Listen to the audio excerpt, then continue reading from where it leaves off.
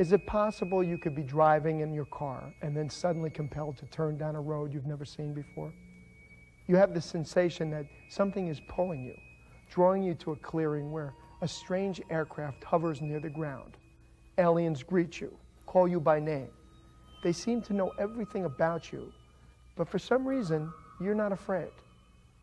You board the spaceship, fly off to another planet, and then later return safely to Earth.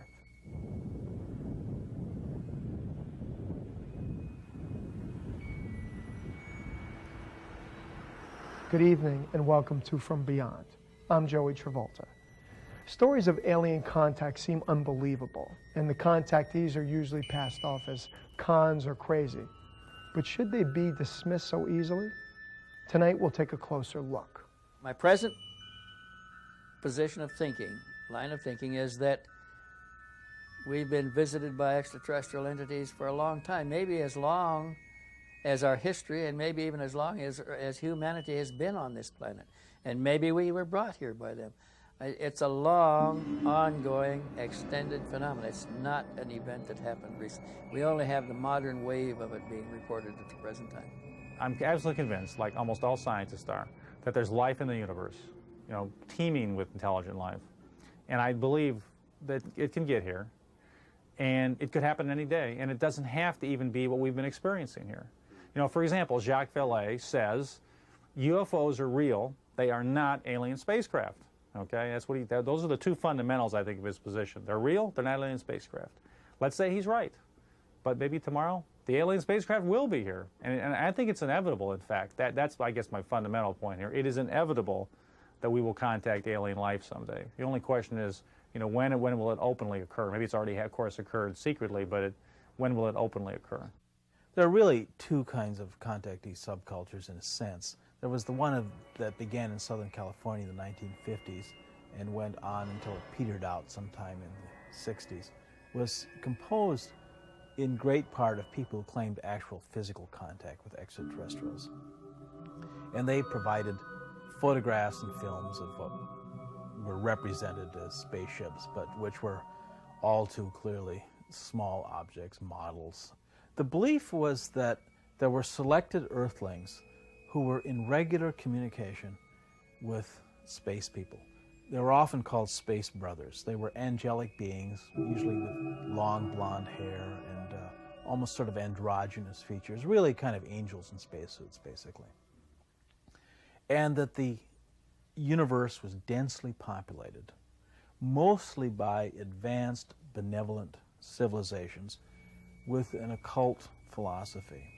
There was also belief that there was a minority of civilizations in the universe that were demonic, that were really evil, and that they had earthly allies. And the good space people were, among other things, trying to stop the designs of the bad space people. And also, the good space people were trying to prevent Earthlings from blowing themselves up with atomic bombs.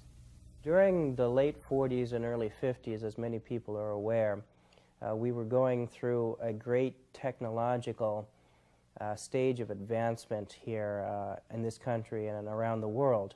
We were coming to the advent of the nuclear age, and we were rapidly progressing in our scientific capabilities.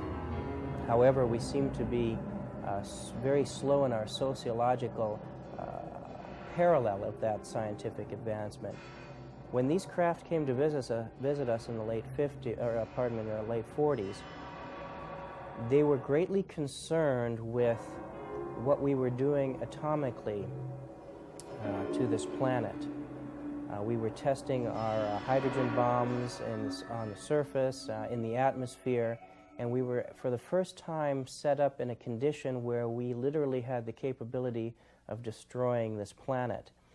And some of these crafts and these people came to inform us that we need to be very aware of what we were doing with this technology, and through our ignorance that we wouldn't destroy ourselves in the process. This was one of many reasons why they came to visit us during that time frame. and continue to visit us to this day. People like Adamski, George Van Tassel, Orfeo Angelucci, Daniel Fry, some of the other leading players in the drama of 1950s contactee movement, were their allies on Earth. Adamski's followers called him Earth's cosmic ambassador. And these were the prophets. These were the earthlings who were here to spread the message to all who would hear. And these guys came from a wide variety of backgrounds and varying levels of sincerity. None of them was telling the literal truth. But some of them were fudging the truth, or more likely inventing out of whole cloth, out of what were basically benign intentions. They had a sincere and mostly benevolent message. You know, people should be nice to each other. They shouldn't blow each other up. You know, these things that you know, all human beings are brothers and sisters. I mean, things that, you know, you're not going to disagree with, and that would be good if everybody believed and acted on. But at the same time, there were other guys who were just sort of veteran swindlers, con artists, sociopaths, people who just saw it as a new way to hustle something. Only as the 70s turned into the 80s and the 90s have we now all become convinced, or most of us, that UFOs are real extraterrestrial spacecraft. And so, but you know, why has that occurred? That's an interesting question. I mean, I think it should be investigated. I think you can speculate along many lines. One is that just the fact there were UFO sightings just kept occurring. I mean, just reinforced this thing in the public's mind. Oh, yeah, UFOs might be real, might be extraterrestrial spacecraft. The space program is a second factor, obviously. Got us all interested in space. The third is that astronomy has become more of an interesting discipline with satellites and you know, space telescopes and all those kinds, and radio telescopes, searching for extraterrestrial life with Carl Sagan. So that's a whole other area. Fourth area, movies, science fiction, of course. You know, the 1950s thing starting it, because before that, science fiction was pulp novels, amazing stories, and it was a small segment, I think, of the population. But then in the 50s, it burgeoned. So I think all those things enter into it, and I think that the reason the public believes, the fundamental reason, is that it's reasonable to believe. You know, that we all think that there's life out there, and that, hey, why not? Yeah, you know, is essentially. Stronger, right? Yeah, right, exactly. So why not? Why, you know, and the only difference, in fact, that the public has with scientists is that scientists think alien life exists and it's all far away. And the public thinks alien life exists and part of it's here.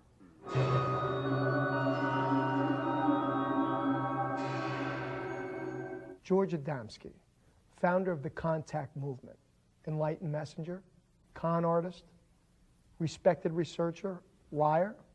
He's been called all of these things. The controversy began in 1952 when Adamski, middle-aged and leading seemingly an uneventful life, emerged from a California desert claiming to have met a spaceman. George Adamski was, along with George Van Tassel, the most influential figure in the early contactee movement. And whereas Van Tassel was claiming, at least initially, channeled messages from extraterrestrials, Adamski claimed to have met them physically, beginning with an incident in the desert of Southern California on November 20th, 1952, which supposedly was witnessed from some considerable distance by 6 of his most trusted associates. And Adamski wrote several books. He first really came on the scene by co-authoring with Desmond Leslie, who was an Irish occultist, a book called Flying Saucers Have Landed, which came out in 1953. And this was the first full account of Adamski's initial meeting with a Venusian named Orthon. George Adamski could be considered really the pioneer in the UFO field.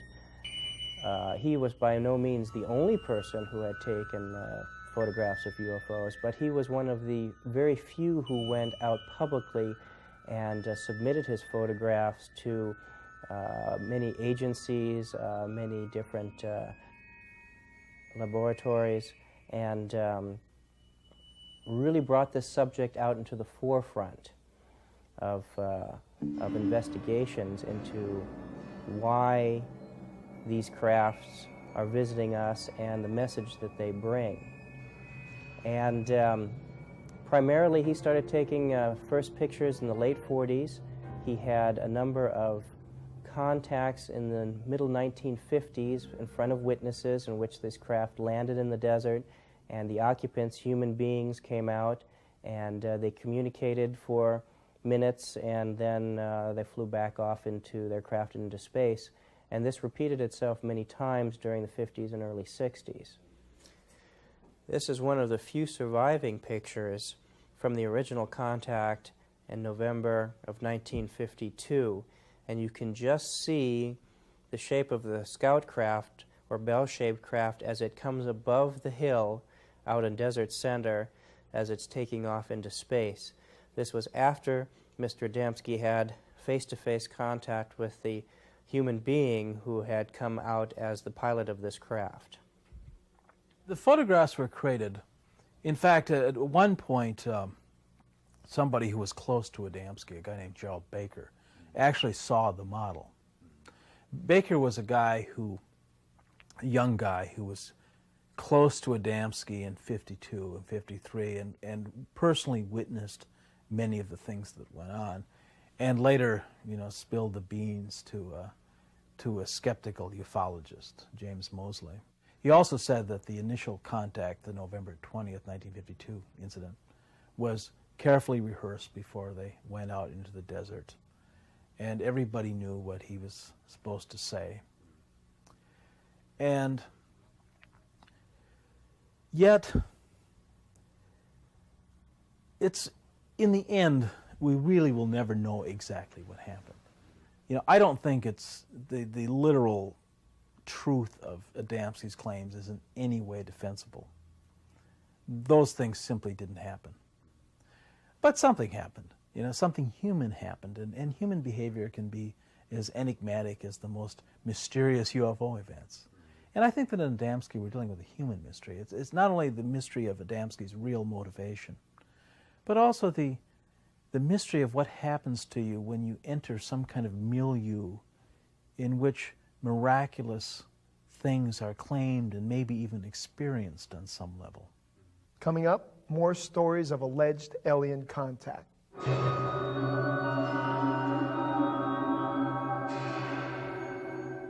In 1977, William Herman had several opportunities to photograph strange craft that trailed airplanes and flew in erratic patterns over Charleston, South Carolina. On March 18th, he was out looking for these UFOs when a disc suddenly appeared. It swooped toward him, paralyzing him with a beam of blue light. When he regained consciousness 3 hours later, he was alone in a field 15 miles from home. He and his wife were at home after supper one time when a neighbor lady came to the door to borrow a cup of sugar. And as his wife looked out over the neighbor lady's head, she saw the pinkish orange light, which she recognizes now too. She's seen it enough times, she knows what it is. It's Bill's friend. So he says, Bill, your friend is out here. And he came and looked. He says, by golly, it is. He said, I think I'll get my jacket and go out and take a better look at it. It was flying what they have now recognized as a peculiar triangular pattern along the power lines that run down the Ashley River there. And so he got his jacket on and binoculars, put them around his neck, and walked out the door in his little trailer park where his trailer home was parked, and across a shallow, nearly dry, damp ditch, and up onto a railroad track that ran about 10 or 15 feet above the level of the trailer park. He got up on the track and started walking down the track, watching it flying these triangular patterns over the power lines ahead of him, probably 2 or 3 miles away, which is not in the air, that's not very far. And he had his binoculars out, looking at the object. When it dropped out of the binoculars, it dropped like a stone. And he lowered the binoculars to see where it crashed, and he saw it just over the water of the Ashley River at water level, and he thought, oh my God, it's crashed right into the river. When at that point it approached, it filled the sky like that. And it came so fast and so big and so close, he shied back like that and caught his foot on the rail of the railroad track and began to fall. And he put his hands out to see what, there's a jagged rocks down there, you can get skinned up pretty good to see what he was falling on, and he noticed he was not falling, he was rising away from the rocks, and the reeds, tall grass was blowing away from him in waves. and he looked back, and he's above the railroad track, and he's going up in a blue beam of light. I was about like this, just looking at it, and then I just fell backward like this. Yeah. And at this point, I stopped falling. Oh. That's what I couldn't understand, because I like this, and then the light was all the way around me, and I went to push my hand through, and I couldn't. You know, I couldn't move. Yeah, right at this spot. Right at this spot. Because the object filled the area from that bush to that bush. It just filled the area. The light came from looked like it came from the edge. Didn't come. At first I thought it came from the bottom. But after the hypnosis and after the recall, I realized that it didn't come so much from the bottom as it did from the edge of the object. You know, the rim, around the rim. He said that the light felt like a low voltage electrical current, just like that, a cyclic tugging up the beam of light until, and he looked up, and it looked like it went into a cloud. The beam was so coherent, he put his arm out, and the arm went out of the beam, and he could pull it back in. It's in the beam again, but it didn't touch anything going through.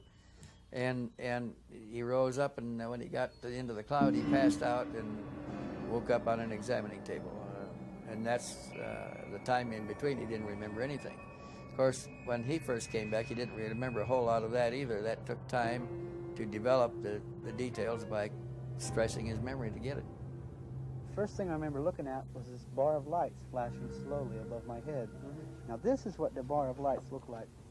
Laying on a table, and your head is up here, and you're looking up. You see blue, green, red, blue, green. Green, blue, red, green, blue. You know, back and forth. Flash, flash, flash, flash, flash, flash, flash, flash, flash, flash. And it was doing this. And the slower this went, the more conscious I became. The more able to wake up and look around me. What I saw when I woke up, it's hard to really sometimes grasp, but it was like, I thought in my mind there were doctors, or I'd been hurt, I was falling when I remembered the train tracks. I didn't remember the object as much as I remembered falling with the train tracks. And I remember falling, and I thought, oh, I must have broken my back. Somebody must have found me, and I'm in a hospital. You know, and all these thoughts were racing in my head until the three people that were standing there turned and looked at me. And I had noticed that before they had turned, they were looking at this bar of lights flashing on the ceiling, and they were looking at a box that seemed to be off to the side at my feet. And the box was connected to the bed. You could tell it was connected by wires to the bed I was laying on, or the table, or whatever it was. And when they turned and looked at me, it was like all kinds of emotions just surged to the surface at once. Now this is a sketch of what I believe I saw standing next to my bed, or a table, or whatever you want to call it. 4.5 feet tall, with a red garment, looked like a pullover jumpsuit, not pajamas, more military looking. And the eyes were spaced apart like ovals with circles inside, dark circles. And the occupant, when they told me to get up, and it was okay. I heard the voice, but I did not see the lips move. I heard it as clear as you hear my voice. You heard it in English? In English. It was in English. Perfect English, not accented, not deep, not high, just English. I felt afraid because I didn't know what was going on. I felt like this is totally foreign to everything I believe. What is going on here? Why am I here? What is this? All these thoughts going through my head, and all he could say was, "Don't be afraid." You know, it's like all my emotions and fears were just tossed aside by the comfort and assurance of what he said to me. Just, don't be afraid, have no fear, or something to that effect. Come, the time is limited, or something about like that.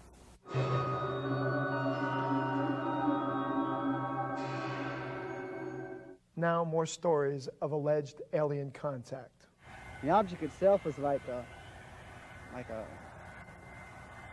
round pancake shape with a dome on top and a dome on the bottom. Right. But it looked sealed in metal. In other words, you didn't see no windows or no holes or nothing. It moved in a circle above, I'd say about 800 to 1,000, maybe 1,500 feet above the ground. and it moved in not as obvious triangles, but kind of in a flowing, graceful, dynamical fashion. Oh. I mean, just sliding them across the sky, you know. Not doing anything that would give it an impression that it would lose control. In spite of its erratic behavior, you could tell it was in total control of itself. I mean, there was just, it was the most one of the most beautiful displays of aerodynamics I've ever seen, as far as being involved in this subject. So you tried to take a picture? I tried. The first shot, I believe the first shot I took came out empty sky. It was moving so fast. I mean, it would go up like this and come back like this.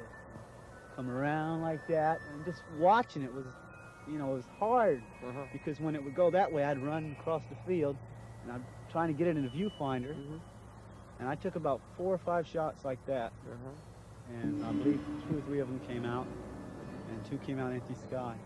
They took him to a control panel and sat him down in one of the seats.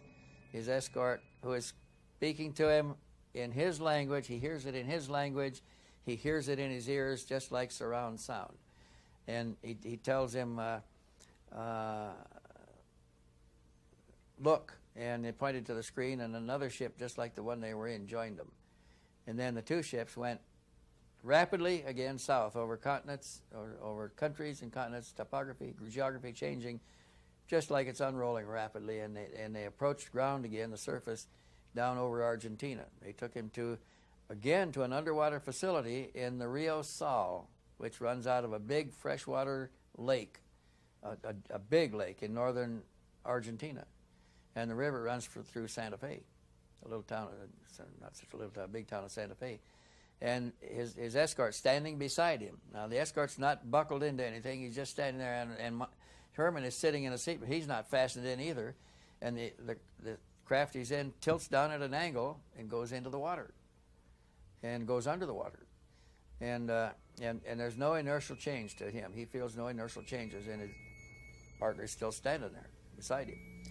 And the partner touches him on the shoulder and says, "We were observed over Santa Fe. There will be reports in the paper tomorrow about UFOs." And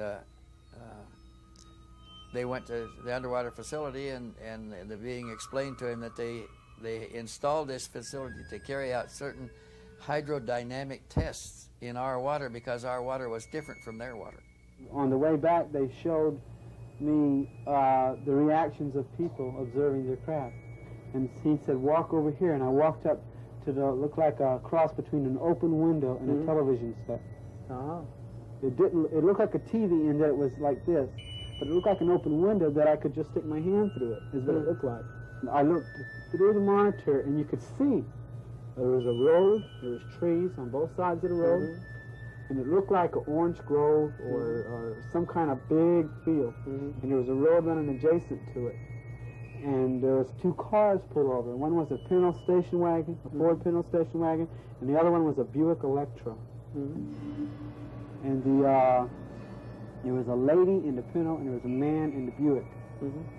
And the lady was standing outside the passenger door looking up like this, and the man was just standing there like this. And I'm standing inside this object looking at that, and it was like it zoomed up on the people. And he says, "Now watch what happens." The one that was next to me, he said, "Watch what happens when we move closer." The minute he said that, you saw the girl. It seemed illogical, but you could tell it was out of fear. She ran around the front of her car and jumped in the passenger side, reached over there and locked her door. The man standing up, he just calmly, looked like he was trying to keep his cool, just sat down and got in the car and locked the door. Now, he says, "Now watch her. She's going to hold the lockdown."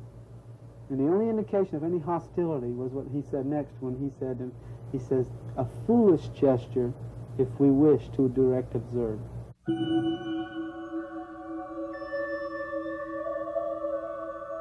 After the examination and they're escorting around the ship, as they're starting to walk through the ship, his host, his guide, said that they would like him. He said, "I wonder if you could make some arrangement with your government to release a damaged vehicle and one of our damaged ships and the bodies of our people." And he said, "Oh, I don't have any connections like that. There's nothing I could do for you there. I don't know anybody. I don't have any. I'm a nobody. There's no way I can help you. He said, why don't you do it yourself? And the alien said, we have tried. They said, we sent an emissary to try to negotiate a release.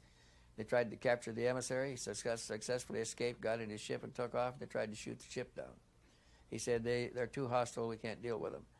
We're looking for another way. And he said, well, how did they crash anyway? And they told him that they were lost in the western part of your land, they said in quotes, and that the first one they lost was a big surprise to them. And then they noticed that there was a beam, an energy beam, being transmitted in the area there, and they thought that it was a new weapon that we had used against them. And when they lost the second one, they became very concerned because they think we're shooting them down, and they had even gone to the trouble of contacting other associated space traveling intelligences to consult with them on the nature retaliation should take for our hostile actions. And while they were doing this, they noticed that the beam continued to operate, that the weapon continued to fire and was running in a circle for, when it was running, and it wasn't aimed at anybody, and they decided that it was not a weapon, it wasn't what they thought it was. They calculated, though, that the ships went out of control when that beam locked on the ship, on the craft, and stayed on for 90 seconds or more. The computer control system would burn out and it'd go into automatic emergency landing mode. And they didn't have any control of it at all. And they devised a form of shielding, and changed their flight pattern to this sharp angular change in direction that Herman was reporting, so that the radar could not lock on and stay on for 90 seconds or more. It couldn't stay on for more than 2 or 3 seconds. And they didn't lose any more ships after that.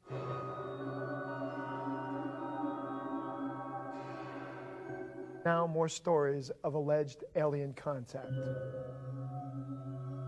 Paul told me on my first visit, and that was what I started with, how did this all begin? And he said that he worked for a power company in California, south of Los Angeles someplace, and that he was checking power lines, and his route was south of Los Angeles along the coast.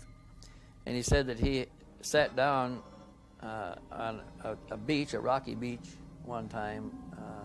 It was a cove to eat a sandwich, and a man walked up to him, came around the big rock and walked up to him on the beach. He was a tall man. He was about 6.5 to 7 feet tall. He was quite a bit taller than Paul. And he introduced himself, gave him a name, which I don't remember. And Paul, he asked him where he's from, and he says, not from around here. He said, I come from elsewhere. He said, if you will step this way with me, I'll show you my vehicle. And Paul walked around the rock with him, and there was a disc-shaped craft hovering a couple of feet off the water. And the guy took Paul by the hand and floated him to the ship. And he was introduced to some others inside, and he just remained there a very short time. He marveled at the fact that it wasn't in the water. They told him that they would see him again, and they let him out. He never saw him again in California, but a year or so later, he relocated to New Mexico, where he worked for the highway department there, and he was driving a survey truck, a pickup truck, and his particular job was to drive the back roads and look for damage to bridges, rural road bridges. And he carried a Polaroid camera to photograph any damage, because it's easier to show the picture than to try to describe it in a lot of words. And he was in this truck right here that he used with the Polaroid camera on the seat when he drove down this dry riverbed, and there's a lot of willows and scrub that grows in there, 30, 40 feet tall. And the road winds around among these, and he came around a turn, and there sat the craft in the sand. There's 3 women and 4 men outside. They invited him aboard, and he went aboard and looked around with them.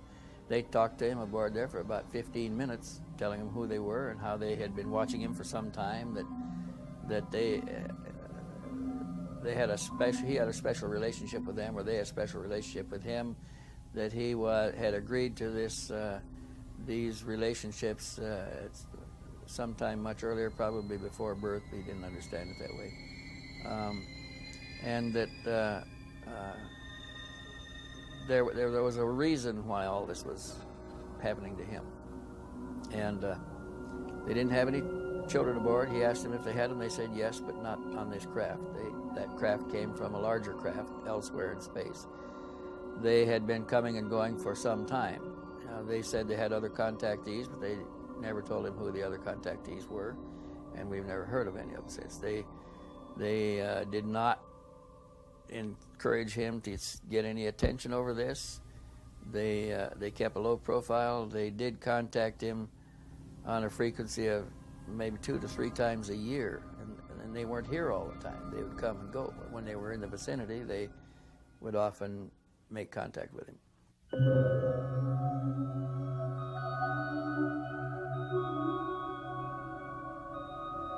My hypothesis is that these people who are driving these UFOs, or at least the people who designed them, have a technology that's more advanced than ours. I mean, I think that's obvious, that they're more advanced than our technology. Their technology is so advanced that they have figured out a way to artificially warp space-time the way a black hole does, only without all the gravitational effects that rip things apart into their constituent atoms. So that they can actually manipulate. They have some sort of a generator in here so that they can actually produce this field around their craft like a little bubble, a little private universe that they carry around with them, so that they can actually step out of normal space-time into their own private universe and then step back into it at other coordinates. So if that's possible, then they can not only come from all these distant places, but they can also come from parallel universes that coexist with ours and we're not able to see because they're on a different vibrational level or whatever. They can even come, probably, from our own past or our own future. Because as the quantum physicists are telling us now, the past, present, and future are not separate. Our idea of the stream of time is only an artifact of our consciousness. It is our consciousness that's traveling. It isn't that things are happening cause and effect in a linear fashion. It is our consciousness that's doing that. So the past and future actually exist simultaneously with us, and if you're able to warp space-time, you can travel to and from them. Time is not linear. In fact, it doesn't exist. It's just a concept that we use to describe aspects of space-time, and it's an artifact of our consciousness. So this warping of space-time, I think, can explain a great many things about the UFOs. One day in 1975, suddenly and without explanation, a one-armed Swiss farmer named Edward Billy Meyer jumped on his moped and disappeared into the woods outside his village. He returned saying that he had met extraterrestrials and had pictures to prove it. The photographs showed spaceships hovering in the air, and Meyer was to take hundreds more photos during his alleged meetings with ETs over the next 5 years. Were the photographs fake, part of an elaborate hoax, or was Billy Meyer really in contact with visitors from beyond?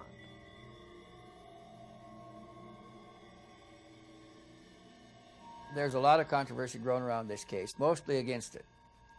I was willing to take it because of the photographs. I was willing to get involved in it. I'd been exchanging photographs with Lou Zinstag for a number of years. Lou Zinstag lived in Basel, Switzerland. She was a niece of Carl Jung, one of the earlier UFO researchers. She published the first journal on UFOs in Europe, in German, out of Basel. And this event, the first events happened in her own backyard. It didn't take long before she heard about them, within a few months. And she went to see Mr. Meyer at his home in Hinwil at the time, and he explained how it started, and he showed her the pictures, gave her copies of a dozen of them. And she called me after she got home from that, and she said that she had just acquired a few pictures that she thought I really ought to get a look at, that they were uniquely different because of their extreme sharpness and clarity. And she said, she agreed that usually means that they're suspect, that they're done in a laboratory. But she said, I've been to this man's house. He has no laboratory. He lives in a chicken house with a dirt floor. He doesn't have any money at all. He He works as a security guard for a place to live. He gets a small pension from the Swiss government, barely enough to feed his family. Neighbors provide the film for his camera since he took the first pictures. He uses a broken camera that was tossed out by somebody else. She said the lens is jammed just short of infinity. And she said, he has taken these most remarkable pictures. And she said, I'm coming to the States with Timothy Good in another month or so. And she said, if you're going to be there, she said, we'll come by Tucson and I'll show you the pictures. They were, in fact, the best ones I had ever seen up to this time. They were the sharpest, clearest, most beautiful UFO pictures. I decided I've got to go look him in the eye and see for myself how he's doing this. It all started with him when he had been to a metaphysical discussion group where they discussed the Rudive and Constantine experiments in spirit voices. Meyer decided to try this, and he took a tape recorder, which was also a cast-off of somebody else's, and he put a tape in it, put it in his bedroom, closed the doors and left it, wound it back and tried to listen to it. Couldn't hear anything. He did it a second time. Nothing happened. He decided to give it one more try, and then he believed that they were hoaxing the whole thing. So this time, when he wound it back, right at the beginning, when the tape started out, the tape said, Edward, take your camera and go outside. He turned the tape recorder off, picked up his camera, went out and stood outside with it. Nothing was happening. Looked over at his moped, standing on its kickstand there, and decided to get on it. He pushed it, got the motor going, rode down the road, and he rode for, half an hour, just making turns and following his nose, just idly waiting for something to happen. And he ended up in the Frecht Nature Preserve, south of Hinwil. It's a forest game preserve. He heard a humming, whining sound above him, and looking up, he saw a silvery disc-shaped object come out of a cloud and go back into another cloud. And the sound stopped. Then he heard it again, and it came out of the cloud again, and he saw it once more, and it went back in the clouds, and the noise stopped. Then he heard it a third time, and this time it came out and made a deliberate gliding circle, slow gliding circle, down or around over the tops of the forest trees and right down to the meadow where he was standing, and landed in the meadow a few hundred feet from him. More of the incredible Billy Meyer story when we return.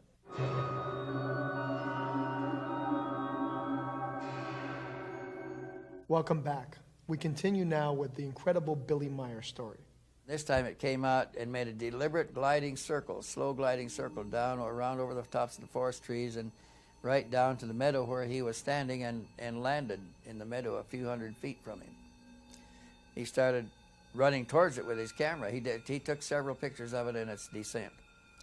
And he started running forward with his camera, and the closer he got, the more he ran into a resistance. He said the resistance felt like standing in a stream with a swift current. And he said the closer I got, the stronger the current got, until I reached a point where I couldn't go any further against the current, and I just sat down on the ground and waited. And then a being came out from behind the craft walking towards him, and he came up to him, and together they walked a few feet back and sat down on the grass, and she identified herself. She said, "You may call me Semyasi." She said, "I'm not from your system here. But she said, I have a very important message for you, and I want you to remember very carefully." And he said, "I have no recorder or no notebook or pencil to take any notes. How can I record? How can I remember it carefully?" And she said, "Listen closely, and I'll help you to remember it." That's how it all started. And that message was the message pertaining to the decay of our ionosphere caused by industrial gases. And she explained to him that they'd come to him in a neutral country, hoping that the neutral country would take a position on saving the atmosphere, because neither of the Cold War powers were inclined to do so. They were the ones that were doing the exploiting. And they hoped that his government would take a neutral position and seek to stop the action. He said, "I don't have any contact with the government. I can't do anything for you. Why don't you go to them?" And then she told him a very interesting thing. She said, "We have gone to one of your presidents." You know, Switzerland has a presidential council. They elect 5 presidents at a time, and the chairmanship rotates. Every few months they rotate. the presidency, the chairmanship of the President's Council. She said, we have approached one of your presidents. He didn't tell his wife. He didn't tell any of his colleagues. He has told nobody, and he's keeping the secret entirely to himself, afraid of the consequences of revealing it. And she said, that's not doing any good. So she said, she said, the reason we're posing the ships to allow you to take such good pictures is so that somebody will want to know who are they, where are they from, and what do they want. And we want your government to take this position. And here is the message I want you to take down for them. And then she dictated it. And when he got home from that meeting, he sat down in his little bedroom and started to write the message. And then it came through automatic. He was trying to remember what they said when it came through automatically in longhand, and he wrote it rapidly, faster than he can write normally, under some kind of control. And he wrote 15 or 20 pages full, and then it stopped.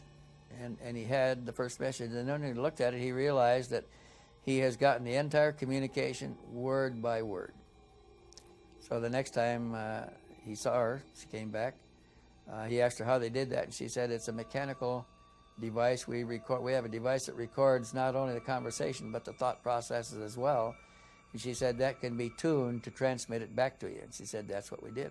As far as I could tell, you know, from looking at it, there probably were 3 major objectives for Semjase and her team. The first one, or one of them, and I don't know the order of priority, seemed to be her attempt to get Switzerland to take the lead in trying to head off the destruction of the ionosphere by industrial gases, by stopping the industrial processes that were producing the gases that were destroying the ionosphere.